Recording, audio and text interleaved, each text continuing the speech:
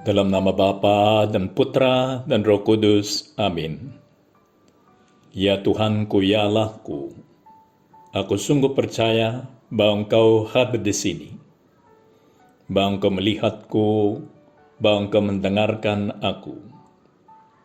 Aku menyembah Dikau dengan hormat. Aku mohon ampun atas dosa-dosaku dan rahmat untuk menggunakan waktu berdoa ini dengan penuh hasil. Bunda kau yang tak bernoda, Santo Yusuf, Bapa dan Tuanku, malaikat pelindungku, doakanlah aku.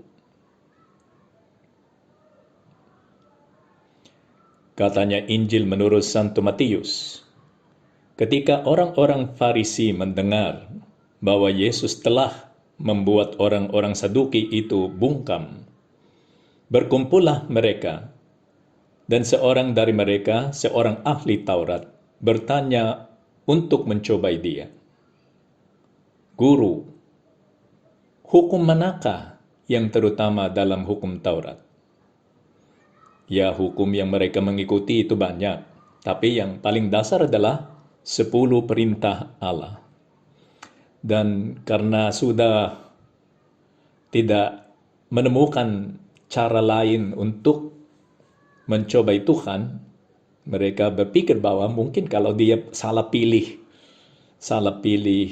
perintahnya, kita bisa menunjukkan kepada masyarakat bahwa dia bukanlah guru yang tahu semuanya, dia bukan seorang nabi.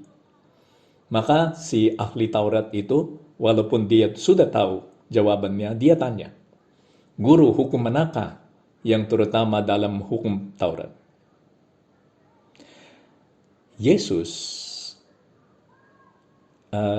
tidak memilih salah satu antara 10 perintah Allah itu, melainkan dia menyebut semuanya, karena dia menyimpulkan 10 itu di dalam 2. Jawab Yesus kepada mereka, kasihilah Tuhan Allahmu dengan segenap hatimu, dan segenap jiwamu, dan segenap akal budimu. Itulah hukum yang terutama dan yang pertama. Dan hukum yang kedua, yang sama dengan itu ialah, kasihilah sesamamu manusia seperti dirimu sendiri. Pada kedua hukum inilah tergantung seluruh hukum Taurat dan kitab para nabi. Ya, hebat sekali.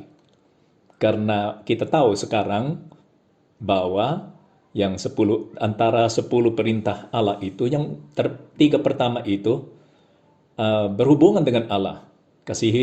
Maka bisa disebut, kasihilah Tuhan Allahmu dengan segenap hatimu, dan segenap jiwamu, dan segenap akal budimu. Dan yang lain itu, yang 7 berikutnya setelah yang ketiga, 4-10, itu tentang cinta akan sesama kita. Ya, dan hukum yang kedua, katanya Tuhan Yesus Kristus, yang sama dengan itu ialah, kasihilah sesamamu manusia seperti dirimu sendiri. Pada kedua hukum inilah tergantung seluruh hukum Taurat dan kitab para nabi. Ini adalah bacaan untuk hari Minggu ke-30 di dalam masa biasa. Dan kedua perintah ini yang besar adalah perintah mencintai Tuhan dan sesama kita. Ini perintah cinta. Dan dengan mendengar itu, inilah yang pada waktu ini datang di dalam pikiranku. Karena ada lagu yang diajari kepada kami, masa kecil kami itu. Maka sekitar umur yang untuk menyambut komuni pertama. Dan ini salah satu lagu di dalam bahasa Inggris yang dinyanyikan di dalam misa, dan ya, untuk membantu anak-anak menjadi orang yang sungguh mencintai Tuhan Yesus Kristus. Judulnya adalah Did I Fill the World with Love? Apakah saya menyebarkan cinta di dalam dunia ini? Apakah saya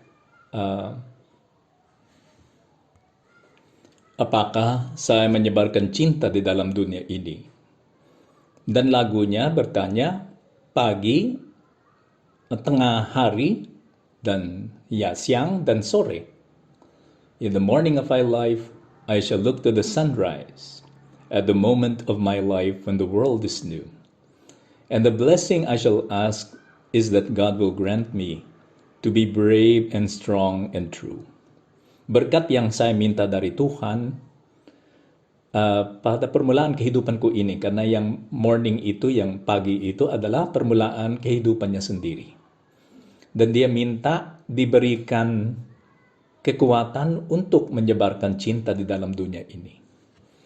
Dan berikutnya, pada siang hari, dia tanya lagi. In the noontime of my life, I shall look to the sunshine, at the moment of my life when the sky is blue. And the blessing I shall ask will remain unchanging, to be brave and strong and true, and to fill the world with love my whole life through. Berkat yang saya minta untuk siang hari kehidupanku, yaitu waktu saya sudah dewasa, sama aja yang kekuatannya. Semoga saya menjadi begitu kuat sehingga saya menyebarkan cinta di seluruh dunia. Dan in the evening of my life, I shall look to the sunset, at the moment of my life when the night is due, and the question I shall ask only God can answer. Was I brave and strong and true? Did I fill the world with love my whole life through? Pada malam kehidupanku ini, aku akan melihat terbenamnya matahari. Dan pada waktu kehidupanku ini, ketika malam sudah malam menjelang, pertanyaan yang saya tanya, hanya Tuhanlah yang bisa menjawabnya. Tuhanlah yang tahu jawabannya. Was I brave and strong and true? Apakah saya menjadi berani dan kuat dan benar, jujur di dalam kehidupanku ini? Did I fill the world with love my whole life through? Apakah saya menyebarkan cinta di dalam dunia ini selama seluruh kehidupanku? Ya, perintahnya Tuhan tentang cinta, pertanyaan kita tentang cinta. Apakah saya menyebarkan cinta di seluruh dunia selama seluruh kehidupanku? Supaya kita pada akhirnya bisa sampai menyebarkan cinta di dunia ini dengan segenap hati kita, kita harus sering menanyakan diri, apakah saya telah semaksimalnya mungkin mengisi dunia ini dengan cinta, menyebarkan cinta di dalam dunia ini. Demikian kita terbawa kepada satu kebiasaan atau sesuatu yang dilaksanakan oleh seorang Kristen di dalam kehidupan rohaninya, yaitu pemeriksaan batin. Pemeriksaan batin itu adalah sebuah sarana untuk mencapai niat-niat kita ini. Nah, kalau niat kita adalah menyebarkan cinta di seluruh dunia ini, kita harus sering menanyakan diri, apakah saya hari ini misalnya, apakah saya hari ini menyebarkan cinta di dalam dunia ini? Dan kita harus menjawab pertanyaan itu. Hari ini apakah saya menyebarkan cinta? Oh ya Tuhan, tidak. Hari ini saya hanya memikirkan diriku saja. Tapi bisa saja suatu hari, ya Tuhan, hari ini saya menyebarkan cinta. Sehingga saya melupakan diri dan tidak khawatir lagi atas keperluan sendiri. Melainkan saya memikirkan keperluannya orang lain. Itu yang dikatakan oleh Olaf the Snowman, kan? Di mana itu? Frozen. Love is putting somebody else's needs before yours. Cinta itu adalah lebih mementingkan keperluannya orang lain daripada kepentingan diri kita sendiri. Katanya si Olaf the Snowman dalam Frozen. Okay. Pemeriksaan batin itu sangat penting dan sangat efektif untuk mendorong kehidupan rohani kita sampai menjadi lebih sempurna. Oleh karena itu, Santo Jose Maria Escrivá, pendiri Opus Dei, telah memasukkannya ke dalam daftar norma-norma kesalehan yang dia menyarankan kepada orang yang mencari kesucian, yang mengikuti semangat Opus Dei. Dan termasuk semangat Opus Dei adalah itu, memeriksa batin kita supaya kita bisa mengoreksi diri kita dan terus-menerus berjalan menuju ke kesucian. Karena kita harus berbuat baik, fill the world with love. Menyebarkan cinta di dalam dunia ini. Itu maksudnya adalah berbuat baik terus-menerus. Dan secara terus-menerus juga, maka kita harus mengingatkan diri bahwa kita harus berbuat baik. Dan bukan hanya kita yang harus mengingatkan diri, Tuhan sendiri mengingatkan kita banyak kali. Lihatlah apa yang dikatakan di dalam kitab Keluaran yang adalah bacaan pertama di dalam misa di minggu ke-30 ini. Siapa yang mempersembahkan korban kepada Allah kecuali kepada Allah sendiri haruslah ia ditumpas. Janganlah kau tindas atau kau tekan seorang orang asing. Sebab kamu pun dahulu adalah orang asing di tanah Mesir. Seorang janda atau anak yatim janganlah kamu tindas. Jika engkau memang menindas mereka ini, tentulah aku akan mendengarkan seruan mereka. Jika mereka berseru-seru kepadaku dengan nyaring. Di dalam Keluaran ini, di dalam kitab Keluaran, Tuhan mengingatkan kita atas kewajiban-kewajiban kita. Dan mengingatkan kita bahwa kita harus berbuat baik. Itulah jalannya untuk kita bisa masuk ke surga. Di dalam bacaan kedua, apa yang dikatakan oleh Santo Paulus di dalam surat pertamanya kepada Tesalonika, yang menjadi bacaan kedua di dalam misa dalam minggu ini, minggu ke-30 ini. Sebab mereka sendiri bercerita tentang kami, bagaimana kamu sambut dan bagaimana kamu berbalik dari berhala-hala kepada Allah. Kamu berbalik dari berhala-hala kepada Allah untuk melayani Allah yang hidup dan yang benar. Apa yang diminta oleh Tuhan? Kita harus berbuat baik. Supaya kita bisa berbuat baik, kita harus melarikan diri dari yang jahat. Maka berbalik dari berhala-hala kepada Allah untuk melayani Allah yang hidup dan yang benar. Pemeriksaan batin, mengoreksi diri. Maka yang kapal itu ketika ada di laut, dia tidak punya landmark kan. Kalau kita berjalan di atas bumi, di tanah, kita masih bisa melihat jalannya kan. Dan bisa saja kita, rumah ini maksudnya kita sudah dekat, atau gunung ini maka tempatnya itu sudah dekat, kota itu sudah dekat karena saya bisa melihat bukit atau gunung ini. Maka ada landmark, tanda-tanda bahwa tempatnya sudah dekat. Tapi kalau kita di laut, kita tidak ada landmark sama sekali. Maka semuanya itu air. Dan kita tidak tahu kita kemana, kecuali kalau ada yang kompasnya kan.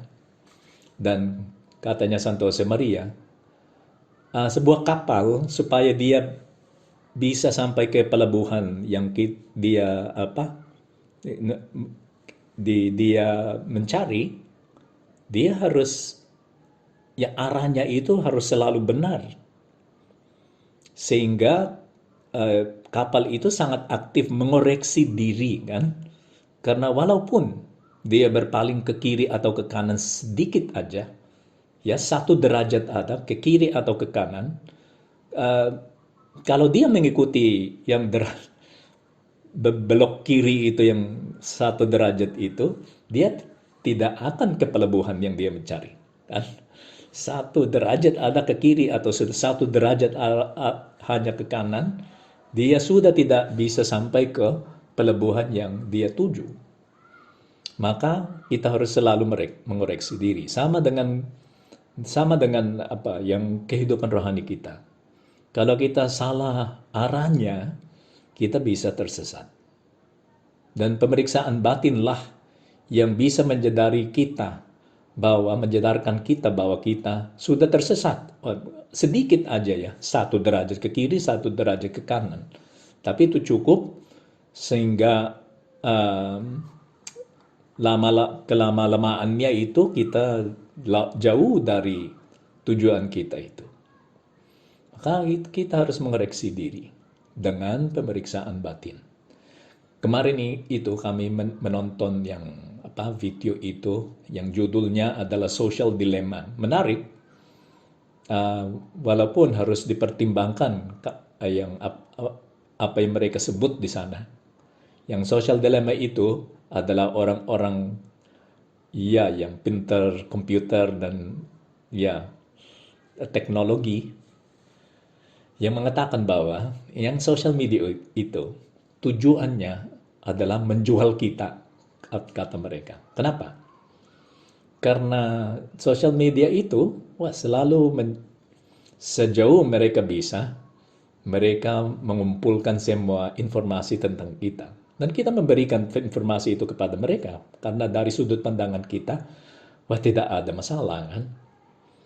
Tapi tiap kali kita mengeklik satu website dan mengeklik satu website lagi dan membeli ini dan memperhatikan ini, menonton video ini 1 menit atau 30 menit, seperti ini kan.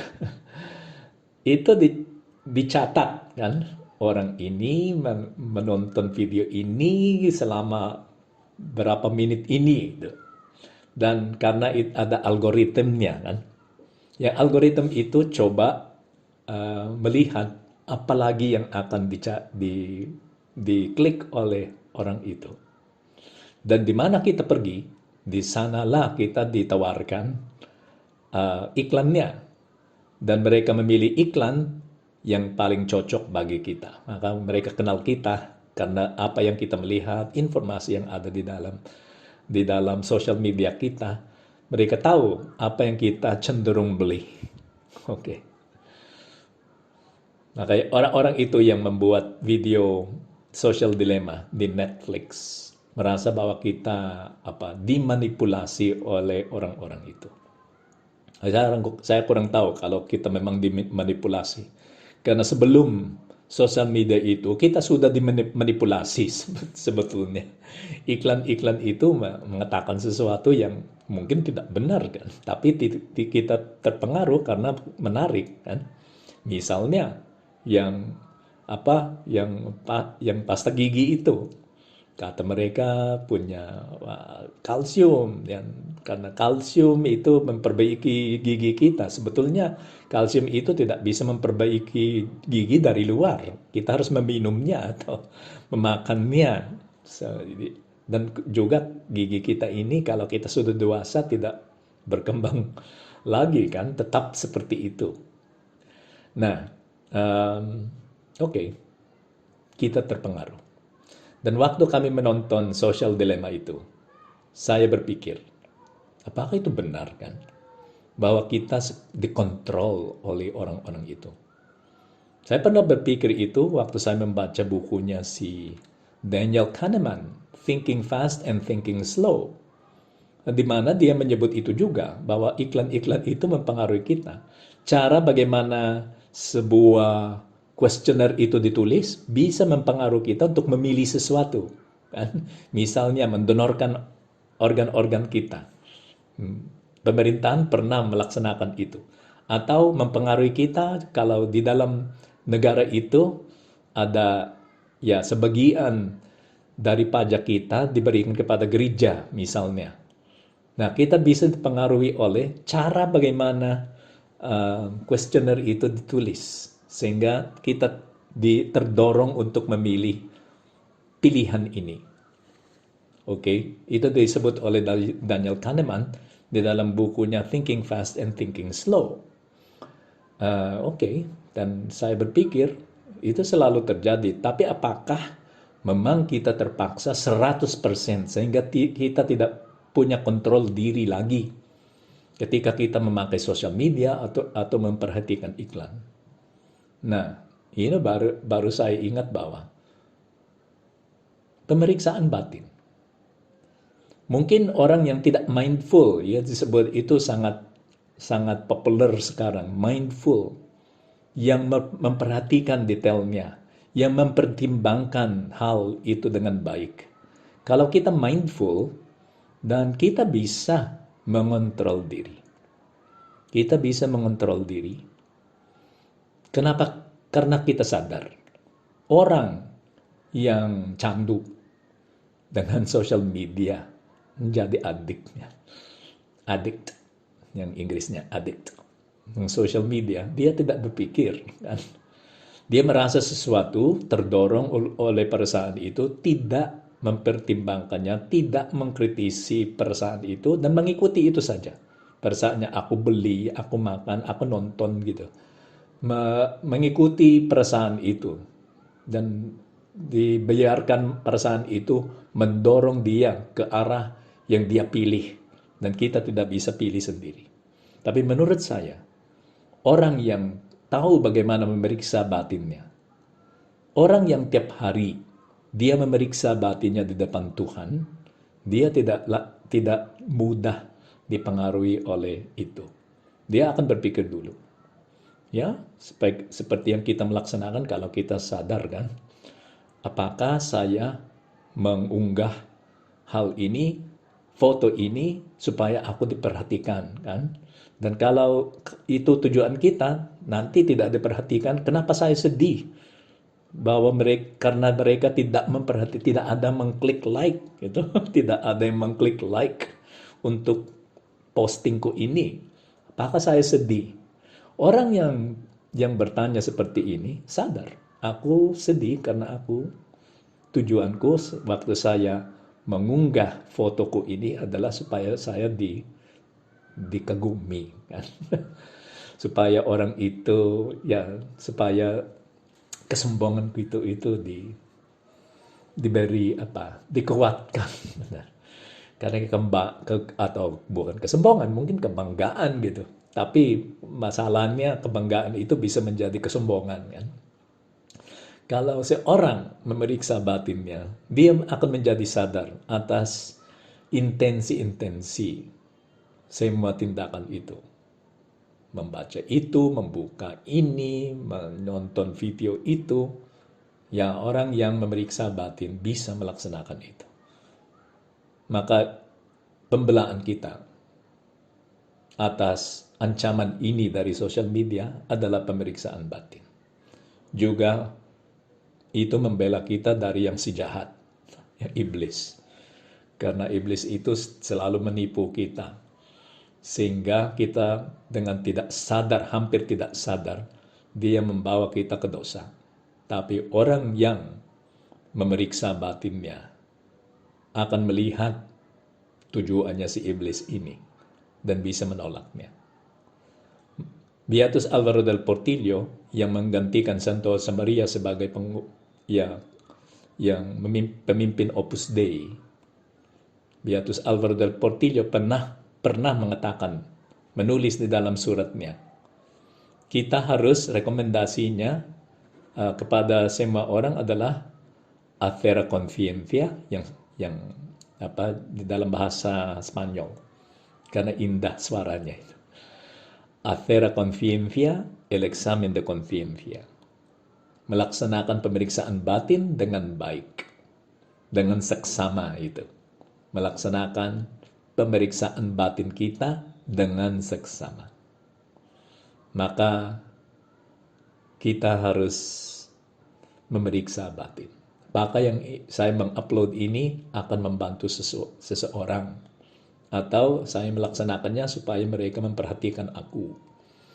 Atau saya mau membalas denda kepada orang lain kalau saya mengupload ini. Tidak ada masalah sebetulnya.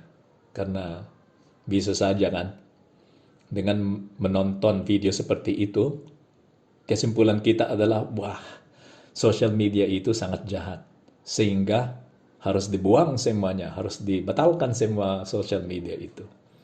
Ya, kalau mau silakan. Kalau diinspirasikan oleh Roh Kudus untuk melaksanakan itu, silakan kan. Tapi gini, kalau kita melihat apa yang diajarkan oleh Aristoteles dan Thomas Aquino, keutamaan itu adalah jalan yang benar. Itu yang disebut jalan emas atau tengah. Ah, maka itu bukan maksudnya kalau mereka sebut jalan tengah itu, pilihan tengah. Itu bukan matematis. Bukan maksudnya bahwa antara 10 kesempatan untuk mencuri, kita mencuri 5 kali dan tidak mencuri 5 kali. Itu bukan sesuatu yang baik kan. Yang jalan tengah itu yang disebut oleh Aristoteles dan Thomas Aquino adalah yang terbaik. Maka bukan tidak ke satu ekstrem di kiri atau ke kanan. Satu ekstrem misalnya adalah ya, kalau itu keberanian kan, keutamaan keberanian. Keutamaan keberanian itu yang kalau sangat kurang keberaniannya maka dia takut. Orang penakutnya selalu takut atas semuanya kan, misalnya pandemi ini takut sehingga tidak bertindak lagi. Tapi ada juga yang berlebihan antara tanda kutip keberaniannya sehingga dia tidak memperhatikan semua yang disarankan oleh pemerintahan atau dokter-dokter itu ya. Tidak pakai masker dan aku berani, oke. Tapi itu bukan berani, itu bukan keberanian, itu kegilaan. Maka satu ekstrim adalah ketakutan yang berlebihan dan satu ekstrem adalah kegilaan. Yang orangnya gila tidak berpikir. Yang jalan tengahnya adalah orang yang sungguh berani, yang melaksanakan apa yang masuk akal dan juga tidak dihentikan oleh ketakutannya. Tidak dihindari oleh ketakutannya. Itu orang yang sungguh, orang yang berani. Kita harus melaksanakan yang terbaik. Dan bagaimana kita bisa menemukan jalan tengah itu, yang seimbang itu, yang sesuai dengan keutamaan, dengan pemeriksaan batin. Seperti kapal itu yang harus selalu mengoreksi diri sampai dia bisa ke pelabuhan yang dia cari, kita juga harus mengoreksi diri terus supaya kita bisa sampai ke surga yang adalah pelabuhan kita. Kapal ini yang kecil yang mau masuk ke surga. Dan itu examination of conscience. Katanya Santo Josemaria di dalam bukunya Jalan, pemeriksaan batin. Suatu kewajiban harian, pembukuan yang tidak pernah dilalaikan oleh seorang pengusaha. Maksudnya kalau itu seorang pengusaha tiap hari dia melaksanakan accounting kan. Kalau dia serius dan tidak mau kehilangan kekayaannya atau hartanya, dia akan melaksanakan accounting tiap hari. Dan adakah, katanya Santo Josemaria di dalam bukunya Jalan 235, adakah usaha yang lebih penting lagi daripada usaha untuk memperoleh kehidupan kekal? Apakah ada yang lebih penting lagi? Usaha itu yang paling penting adalah kehidupan rohani kita. Maka pemeriksaan batin yang disarankan oleh Santo Josemaria 3 menit ketika sudah malam ya, ketika kita sudah bisa melihat semua yang terjadi di dalam hari ini. 3 menit aja supaya kita tidak menjadi complicated kan. 3 menit, dalam 3 menit kalau kita selalu berjalan di depan Tuhan, kita sudah tahu apa yang kita melaksanakan yang benar dan apa yang kita melaksanakan yang tidak sesuai dengan kehendaknya Tuhan. 3 menit cukup tiap hari. Nah, kalau kita mau melaksanakan pemeriksaan batin yang lebih dalam, silakan ikut retret. Retret itu tujuannya adalah itu. Santo Josemaria waktu dia masih seorang imam muda, dia selalu mencari hari retret gitu. Dia mau melaksanakan retret karena dia tahu walaupun dia berbuat baik, yang tugas niya seorang romo, semuanya itu tentang kesucian, tapi kalau dia tidak memperhatikan pemeriksaan batin itu, dia bisa tersesat. Bisa akhirnya melaksanakan semuanya itu karena cinta diri, seperti itu. Nah, kalau kita memeriksa batin, semuanya itu kita bisa koreksi, dan kita bisa melaksanakannya atas cinta akan Tuhan. Karena semuanya itu kita harus melaksanakan atas cinta akan Tuhan. Katanya Tuhan Yesus Kristus kan? Kasihilah Tuhan Allahmu dengan segenap hatimu dan segenap jiwamu dan segenap akal budimu. Marilah kita pergi kepada Bunda Maria. Bunda Maria lah yang sudah berhasil melaksanakan dua perintah ini yang besar. Dan Bunda Maria, Engkau bisa membantu kami supaya dengan pemeriksaan batin kami bisa menemukan apa yang harus dikoreksi di dalam kehidupan kami dan kami bisa berjalan dengan baik. Aku bersyukur kepadamu ya Allahku atas segala resolusi yang baik, kasih dan inspirasi yang telah Engkau curahkan kepada aku dalam renungan ini. Aku mohon pertolonganmu untuk melaksanakannya. Bunda ko yang tak bernoda, Santo Yusuf, Bapa dan Tuanku, Malaikat pelindungku, doakanlah aku.